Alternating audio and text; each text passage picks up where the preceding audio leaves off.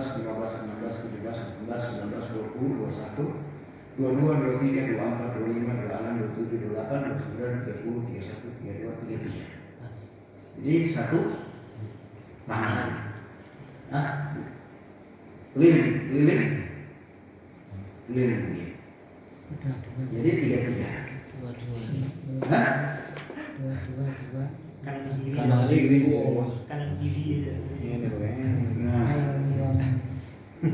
Saya balik. Allah hanya melakukannya kalau di sini dikatakan biyani dengan tangan kanan. Jadi satu ini 33 kita kelilingi. Itu 30. Jadi bukan dengan tasbih ya, tasbih itu belakangan. Di zaman Nabi tidak ada tasbih. Warawaina fi sunan Abi Dawud an Abi Sa'id al-Khudri anna Rasulullah sallallahu alaihi wasallam man qala raditu billahi rabba wa bil islam dinan wa bi Muhammadin sallallahu alaihi wasallam rasulan wajabat lahumul jannah. Ya, dari Abi Sa'id Al-Khudri, sahabatnya Nabi, banyak juga meriwayatkan hadis. Beliau mengatakan, Rasulullah SAW bersabda, barang siapa yang mengucapkan kalimat raditu billah, ya, hafal ya? Ya. Hafal kan? Aku ridho Allah menjadi Tuhanku dan Islam sebagai agamaku dan Nabi Muhammad sebagai utusan Allah. Itu kata hadis ini diwajibkan baginya surga. Gampang ya surga. Hah? Ya enggak begitu. Maknanya apa? Kita perlu menggali makna ya daripada sebuah hadis. Jadi ini di dalam hadis yang lain itu juga dikatakan siapa orang yang mengucapkan ini di pagi hari dan di sore hari, ya, maka dia berhak mendapat ridhonya Allah Subhanahu wa taala. Tetapi kalau kita memaknai hadis ini bagaimana? Ridho.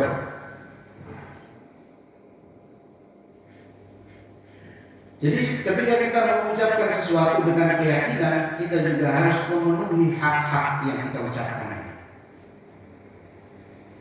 Kita ridho dengan Allah sebagai Tuhan kita, berarti kita juga harus melaksanakan hak-haknya Allah yang diwajibkan oleh kepada kita. Cukup sampai itu? Enggak cukup. Kita juga harus ridho dengan segala ketentuan yang Allah berikan kepada kita, baik itu ketentuan yang buruk ataupun yang baik. Ini maknanya ridho Allah sebagai Tuhan, ya.